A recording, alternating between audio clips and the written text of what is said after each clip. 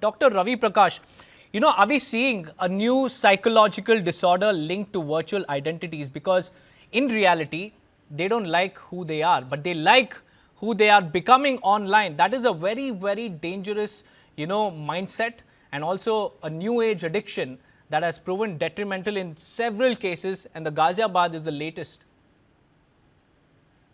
Yeah, actually, exactly the way I wanted to start, actually. The discussion seems to be going in all the places, most of the TV channels that I'm noticing. They are making the words like addiction very casually, they are using it. But the problem is that there are a lot of technicalities here. When we talk about an individual, we are talking about a set of drives, needs, emotions. We are talking about a plethora of experiences. And every child will be different from the other child. There will be an individuality for everyone. And that is why when we talk about addiction, we have to talk it in technical terms. So before I proceed further, I want to clarify three terms. Very shortly, I'll clarify. First is withdrawal effect. Second is craving. And third is impulsivity.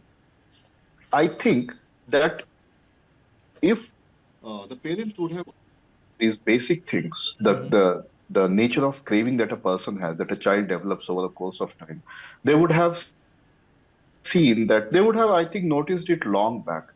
I think there were some signs the child not going to school and developing this kind of intense attachment towards one particular pop culture.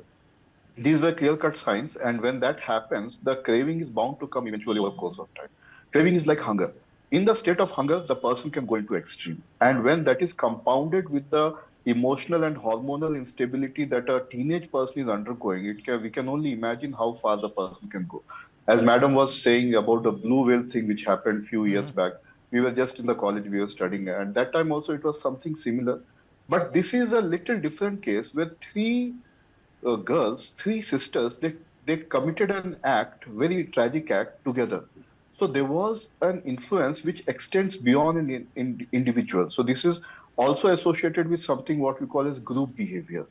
So whether these three children, they were associated in a kind of group with others, they developed a kind of group harmony.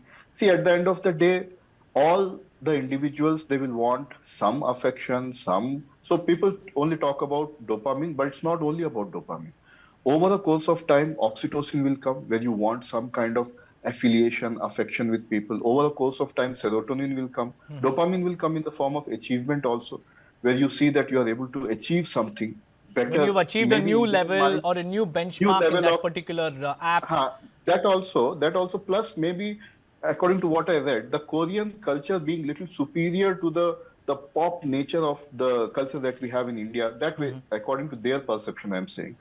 So there were a lot of chemicals involved, and one important thing that I want to tell repeatedly again to everyone is that as soon as you notice, you can take certain steps by yourself, but to understand the gravity of situation, it is imminent. It is compulsory, according to me, that you take your child, your ward, to a mental health care specialist. But parents don't Okay, have the because time, Dr. Prakash. Parents are busy in their lives. They just want their kids yeah, to, be busy on the phone so that they don't have any extra baggages at home, so that, their child is, somewhere in the corner doing something on his phone and nobody is checking it.